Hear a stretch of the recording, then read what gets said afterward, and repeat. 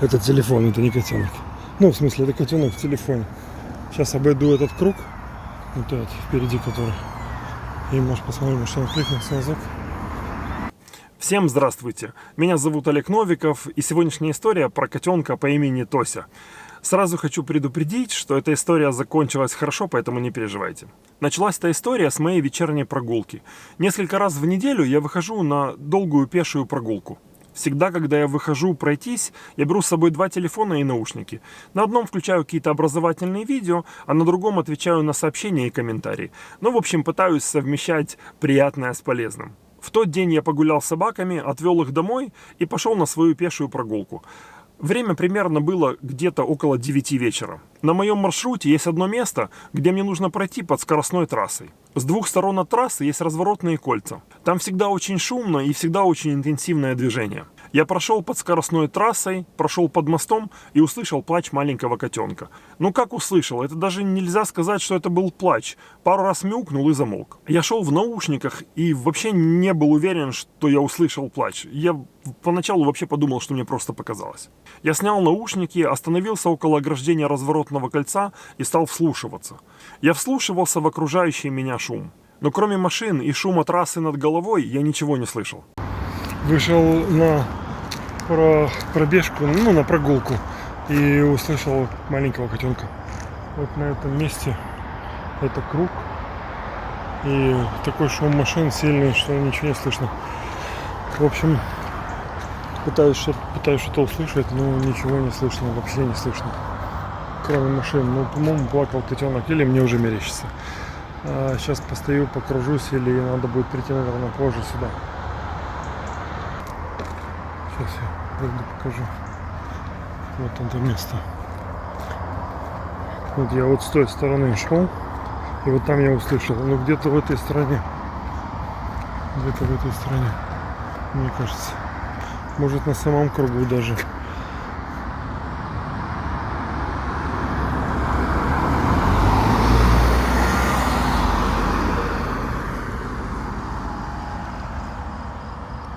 Место очень шумное, все время машины едут. Сейчас обойду кругом, посмотрим. Если нет, максимум надо будет прийти попозже, когда машин меньше будет ночью. И попробовать поймать его на звук. На звук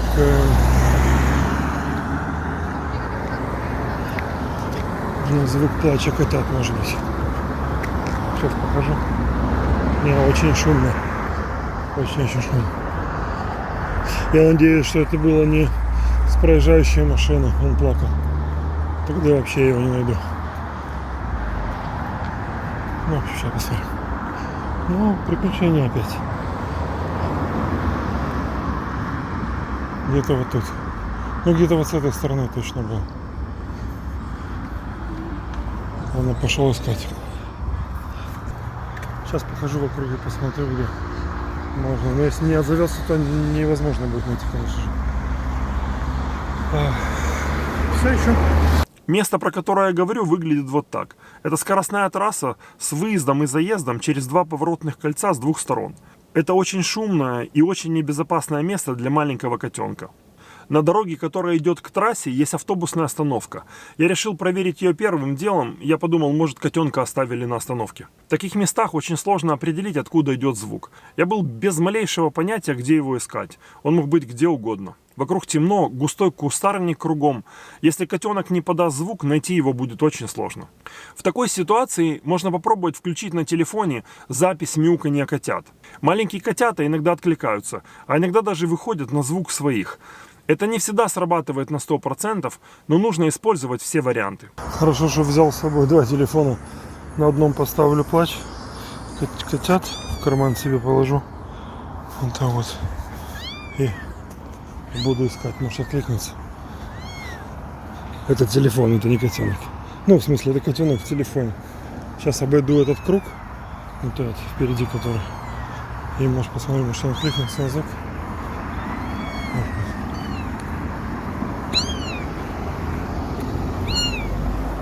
Я решил, что обойду все выезды, в надежде, что малыш откликнется, и я найду место, где он прячется. Я подумал, что если не получится найти его сейчас, я вернусь позже. Позже ночью, когда машин на трассе будет меньше, и попробую поискать его еще раз. Когда я возвращался обратно, на пешеходном переходе мимо меня прошел человек. Он перешел на другую сторону дороги, на обочине подобрал большую палку и подошел к кустарнику. Это было как-то очень странно. Я развернулся и быстро пошел в его сторону. Но не переживайте, я напоминаю вам, что эта история закончилась хорошо. Как ни странно, всему есть свое объяснение. Есть даже объяснение большой палки в руках этого страшного человека. Давайте не будем делать поспешных выводов, не разобравшись. Так что же произошло? Примерно в том же месте, там, где я услышал котенка, проходили двое ребят. Ребята не местные. По акценту мне показалось, что они из Индии. Они услышали плач котенка и стали искать. В этот момент я был на другой стороне, на автобусной остановке. Один из ребят остался около круга, а второй пошел в мою сторону. Он шел на звуки маленького котенка. Это он так думал. Но на самом деле он шел на звуки моего телефона, который лежал у меня в кармане. Котенок, как потом оказалось, был совсем в другом месте. Когда я подошел к нему, я спросил, если он слышал плач котенка. Он сказал, да, вроде тут, и показал на кусты. Проверили кусты, но там никого не было. Вот люди тоже слышали, что вроде отсюда. Второй парень, который остался около разворотного круга, что-то закричал. Что-то на непонятном мне языке. Я думаю, он позвал своего друга. И тот пошел в его сторону. Я остался, я продолжал искать котенка. Я включил запись еще раз, чтобы убедиться, что в кустах точно никого нет. Но все было тихо.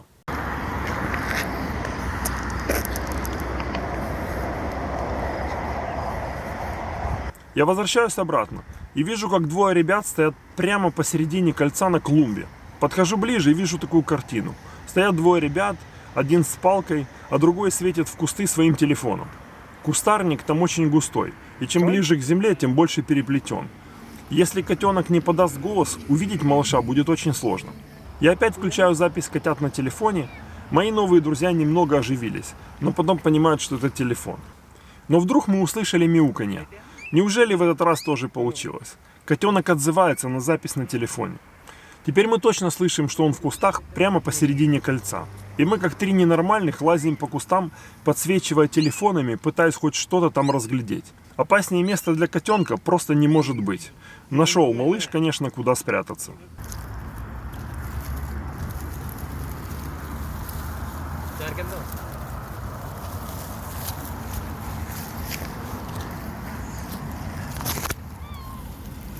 Мы увидели малыша. Это был маленький, темный, очень перепуганный котенок.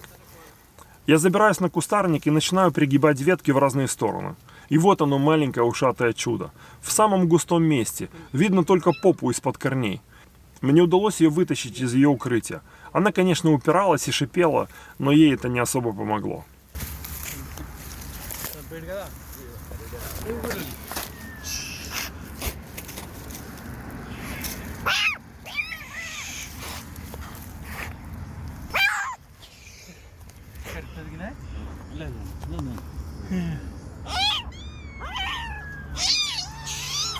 Я поблагодарил ребят за помощь, перешел дорогу и пошел обратно в сторону своего дома. Я нес в руках чье-то будущее счастье.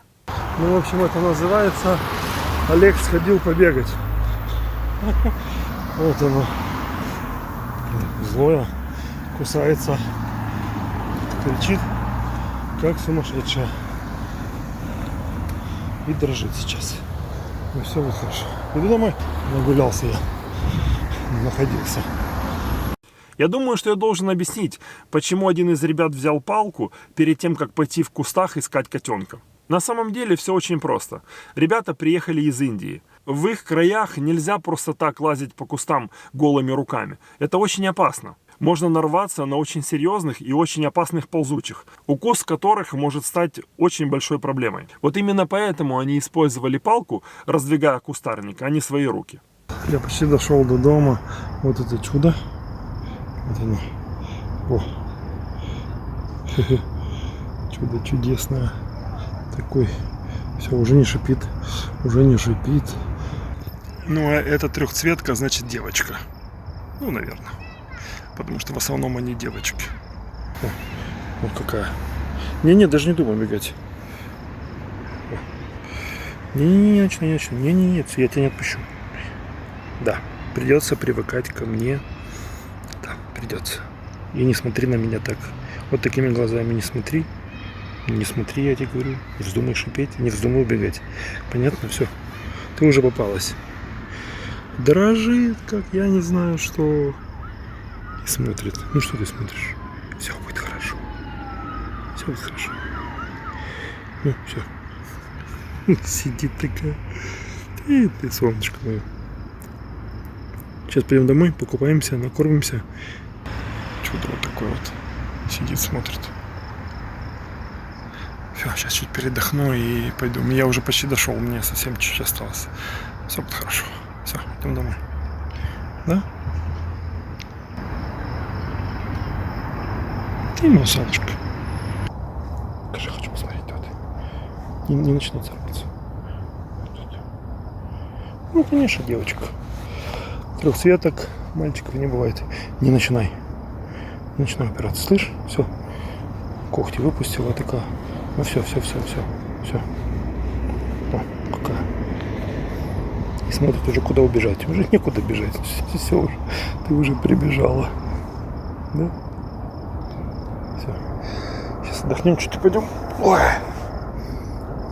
Все, пошли дальше. Пойдем домой. Пойдем домой. Ой. Пойдем домой. О. Ты так еще не каталась на такой высоте, наверное, да? Тебя так великаны не носили. Тебе мамка говорила от них убегать все время. Правильно? Видишь? Тихо. Ай-яй-яй, тихо. Ты что? Услышала мамка, стала это самое. Так, все, не буду снимать, возьму ее нормально, а то что бежит у меня. Потом еще ее свищи.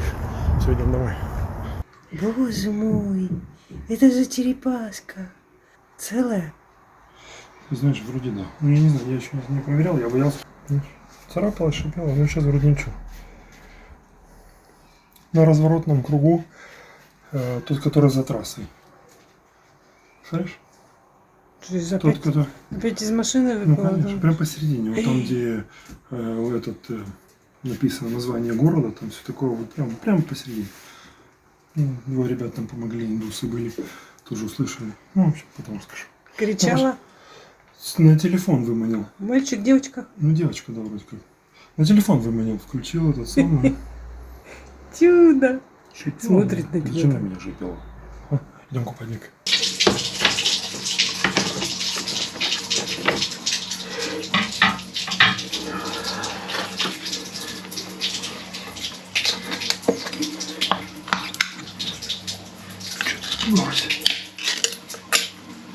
Так, ну давай, иди ко мне. Не начинай. Не начинай, да.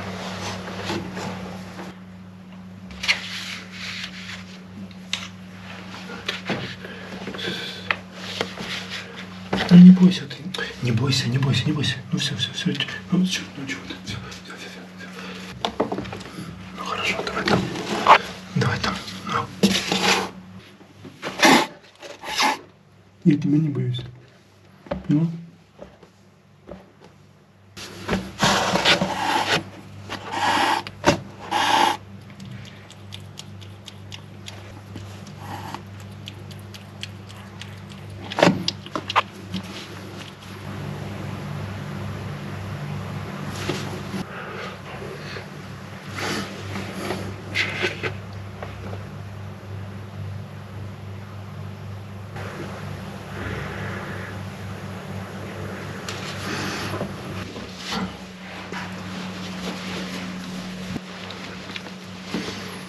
Не убегай.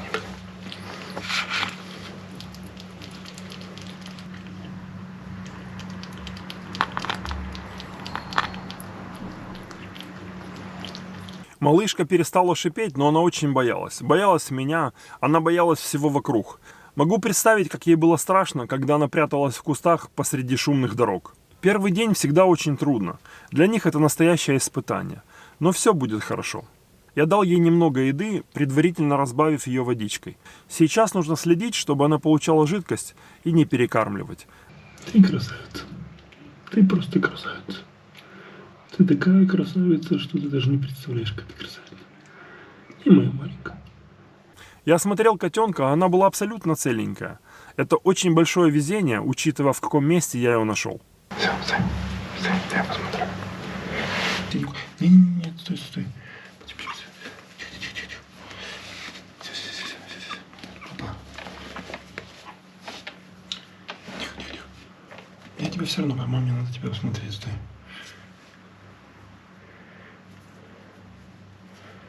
Я тебя сейчас отпущу, не бойся.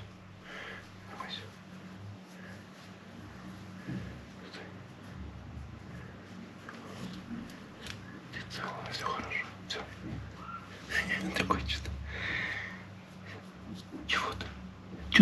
Чего ты разошлась? Ну чего ты? Все же хорошо. Чего ты? Все будет хорошо.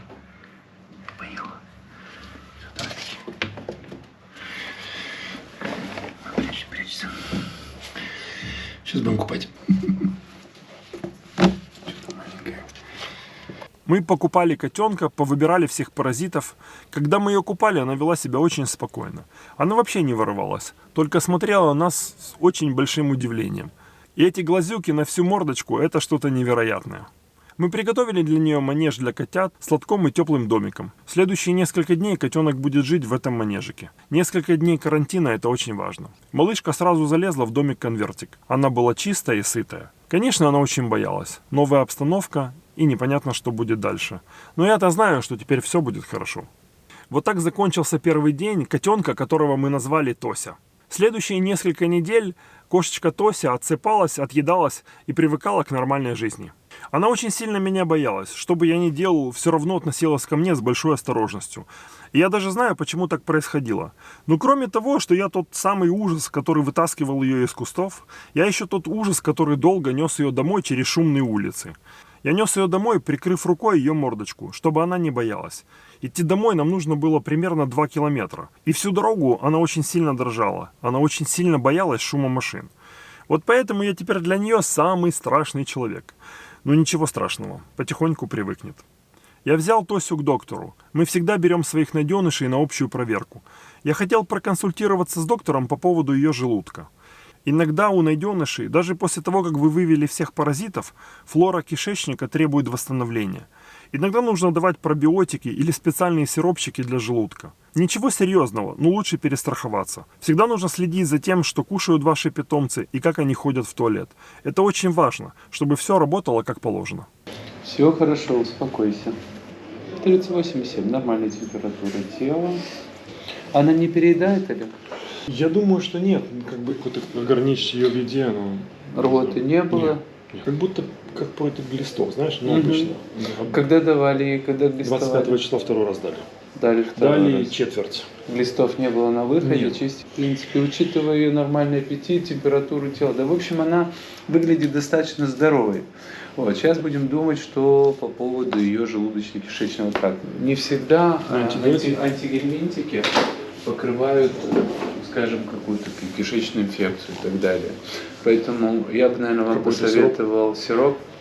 Сейчас я наберу в шприцы дней на 5 и понаблюдаем. Тихо. Сейчас где звук? Все, напугал. Стул страшный такой, да. Все, тихо. Чего ты? Успокойся. Ой. Так выглядит достаточно здоровый. И носится как будто бы это, знаешь, и... Используется очень часто. Хорошо.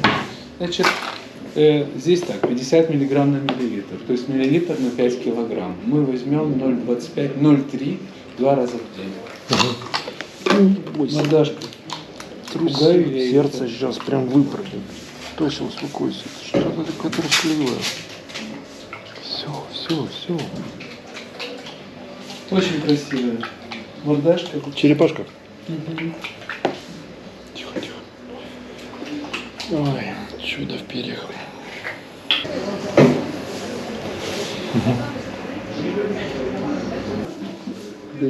Сядь. Все, съела? Ну да, давай, иди гуляй.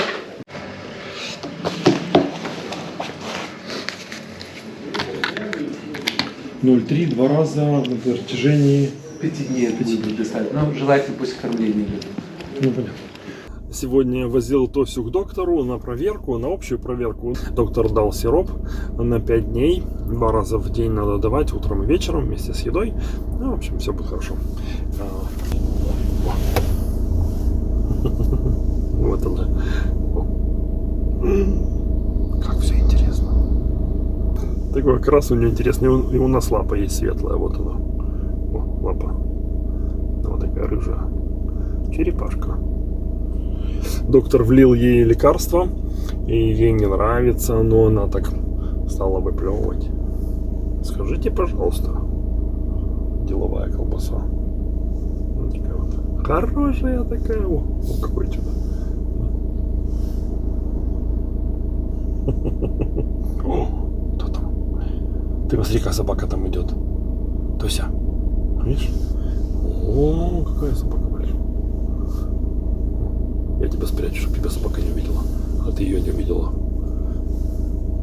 Все, вот такой вот ребенок. Через неделю малышка Тося была полностью здорова. Пришло время искать ей новый дом. Мы, как всегда, сделали несколько хороших фото, составили объявление о пристройстве и опубликовали по местным социальным сетям. К нам обратилась очень хорошая семья. Они сказали, что им очень понравилась Тося, и они хотят забрать ее к себе домой. Мама семейства рассказала нам историю, что у них есть кошечка, которая живет с ними уже 12 лет. Но так получилось, что взрослая дочь уехала жить самостоятельно и забрала кошечку с собой. Ну так бывает. Дети вырастают и начинают жить самостоятельно. Так вот, мама осталась без кошечки. А как можно жить без животного в доме? Это ж просто невозможно. Но самое интересное было, когда они прислали фото своей взрослой кошечки Амурочки. Когда я увидел фотографию, я сразу понял, почему они влюбились в нашу маленькую Тосю. Потому что они абсолютно одно лицо, одинаковый окрас, они обе черепашки. Малышка Тося уехала в новый дом. Семья очень хорошая, они очень добрые, интеллигентные люди, поэтому теперь за Тосю можно абсолютно не переживать. Кстати, имя котенку они так и не стали менять, так и оставили Тося. Прежде чем я закончу эту счастливую историю, я хотел бы вернуться в самый первый день. Давайте вспомним, что происходило. Трое ненормальных людей стоят посреди разворотного кольца и что-то там ищут в кустах. Дорога, по которой я шел на свою прогулку, это довольно-таки популярная дорога в наших местах. Пешеходные дорожки проходят по красивым местам и идут до самого моря. Каждый вечер огромное количество людей выходит на прогулку по этим местам. После этого случая, каждый раз проходя это место, я думаю вот о чем. Конечно, не все, кто проходил в тот день, услышали плач котенка. Я сам вначале не был уверен, что это котенок. Но я могу сказать с вероятностью в 100%, что все, кто там проезжал или проходил пешком, все видели 3 человек, которые стояли посередине клумбы и что-то там искали. Вот это точно невозможно было не заметить. И вот самый главный вопрос. Почему никто не подошел помочь? Ну или хотя бы спросить, что мы там ищем. Ответ очень простой. Большинству людей абсолютно все равно. Все просто шли или проезжали мимо. И это на самом деле очень грустная реальность нашей жизни. И заметьте, это не зависит от страны. Это не зависит от языка, на котором мы говорим, от национальности или места, где это случилось. Нужно просто быть людьми. В любой ситуации. Самое главное – это оставаться человеком. Я хочу сказать огромное спасибо ребятам, которые остановились, услышав плач маленькой испуганной Тоси. Вы мне очень помогли. Огромное вам спасибо. Вы настоящие люди. Не проходите мимо бездомных животных. Будьте хорошими людьми настолько, насколько это возможно. А на сегодня все. Удачи всем. Берегите себя. Всем пока.